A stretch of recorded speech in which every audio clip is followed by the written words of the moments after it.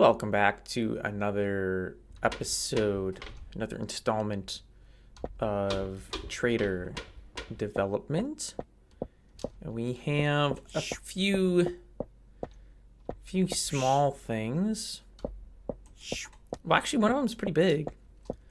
Where do I want to start? I think I'll start with the GUI stuff. GUI meaning graphical user interface. So if you do not have the creative privilege, this is now the screens that you see. There's two tabs here. There's help tab, which needs to be expanded, but this is at least a start. As it says here, I'll add more help information here in the future. I should have all the chat commands and stuff listed in here. They're not yet, but they will be. Yeah, and then you have an XP tab. So XP is implemented, it's working. You can't spend the XP yet, but I currently have 10 points. And I don't remember if I've covered this already. If I have, sorry, my bad. We're gonna go ahead and get the actual plasma core part here. I'm gonna go ahead and throw it in there. Performing at peak efficiency. Didn't I have 11 points before? I should have 12 points now. Let's try that again. All right. Unless it's just not updating. I have 11 points. And do I now have 12 points? I now have 12 points. Okay.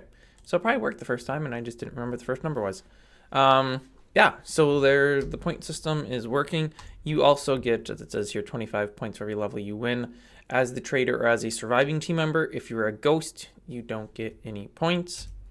The quantity of points is subject to change. The points will eventually be used for buying things in game, such as no, I want this, such as different skins.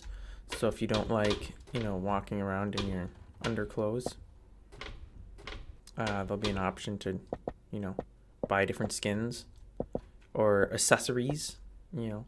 I'm gonna make a different player model, and there'll be different accessories possible, like hats and I don't know, jewelry, things like that. They won't actually have any effect on gameplay. You'll look different. Cosmetic items, I believe, is how they're referred to in the industry. And I'm going to go ahead and grant myself creative. And we'll see with creative. The help information is mostly the same, but here's an additional of, hey, look at you have the ability to build new levels. This needs to be expanded out again to explain a little more about how you should be building levels so that people aren't doing dumb things. And then this all stayed the same. Oh wow. Yeah, as far as the tabs, it stayed the same, but I added in the furniture mod. And if you're saying, what is the furniture mod? Well, the furniture mod is the furniture from my Epic server. So I'll just grab a few items here. The chests are decorative only. You can't open them, but you can change the colors by right and left clicking. Same thing with, well, anything the mod provides that can be colored, which is actually pretty much everything but the curtains. I believe everything else, yeah, everything else should be changed. If it's wood, pretty much you should be able to change it. Like we got the different chairs with cushions on them. You can change colors on those. The cushions themselves you can't. The curtains you can't. Yeah, so that's all been added. I don't think you can put text on the lectern, but I could be wrong. Let's find out. I don't remember if I included that bit or not. Oh, you can. Okay. That is excellent text. I'm assuming that anybody that didn't write it doesn't actually get the edit screen.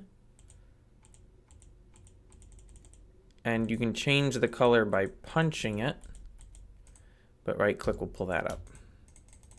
And holding down sneak doesn't do anything. And there should just be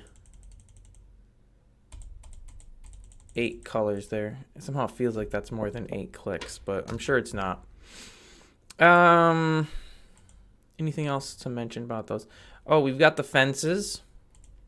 I did do a bit different. I don't know, I put those down there. To do a bit different with these fences.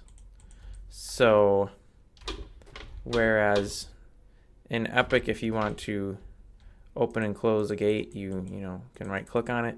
Well, right clicking on it will recolor it. So the open and closed versions are just readily available. So if you want to have an open gate, you have to place it as an open gate. You want a closed fence, you place it as a closed fence. Somewhere you should be able to walk through that. There we go. And you can walk right through there. But on the closed fence, I think I have cinematic mode on because, yeah, that felt fluidy. These you can't walk through. So, yeah, of course, you can jump right over them. So, there is that. You could double them up if you wanted. Just shift clicking to place it without toggling the recoloring. But as you notice, obviously there's a space there. So, but that you could do that if you wanted to prevent somebody from jumping over.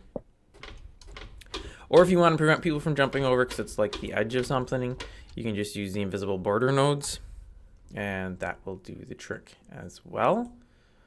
I think that's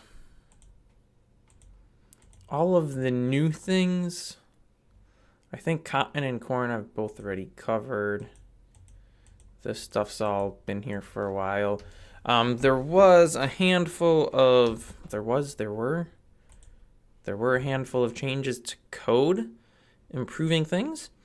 So there was an issue for a while. I can't really demo any of this in single player. There was an issue for a while where when you became a ghost, so when you're killed in a level, you become a ghost. And there was an issue for a while where when you got kicked back to the lobby because the level was finished, either because the team won or the traitor won, that you would still stay invisible.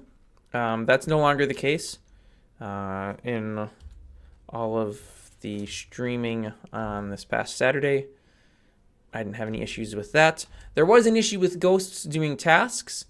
That has been fixed though, so now if a ghost tries to do a task, the task, I believe, allows them to do it, but no XP is granted to anybody. But it doesn't crash the server either, which was the issue.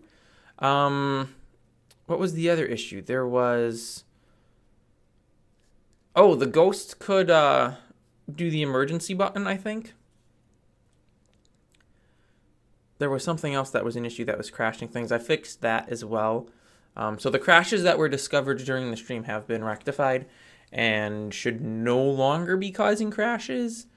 But I guess I don't really know for sure because I haven't done too much testing other than there was one bug. I forget which it was, but there was one that I did test and that has been eliminated and things are working as they should be in that specific case. So yeah, there's that. I think that's it as far as any updates worth mentioning go. On the server, there were a handful of people during the stream that were working on new levels or making further changes to the existing levels. And they asked for some new nodes to be added, so I will be doing those, but I did not have time to get them created before the recording of this video. So they're coming. They'll probably be around for the next video. I won't say what they are, that way you can't hold me to it unless you watch the stream. drive some engagement on that. That's going to wrap things up. If you want to try the game out for yourself, server is running 24/7. should be in the server list. It's called In Our Midst, and if you can't find it in the server list, you can always manually enter the address and the port, play.nathansalpat.com, port 30,000. And yeah, make sure you have some friends to play with you, because you can't really do a whole lot by yourself right now. It's pretty boring, just one person, because you can't really do anything. I am planning some like single player levels. Essentially, it's pretty much just places where you can go to, earn some XP, completing tasks and stuff. Kind of like a tutorial zone, but not really a tutorial zone, because it's not going to be super easy just to get all the XP. But yeah, that's details to flesh out at a future date. So stay tuned for that, and I will catch you next time.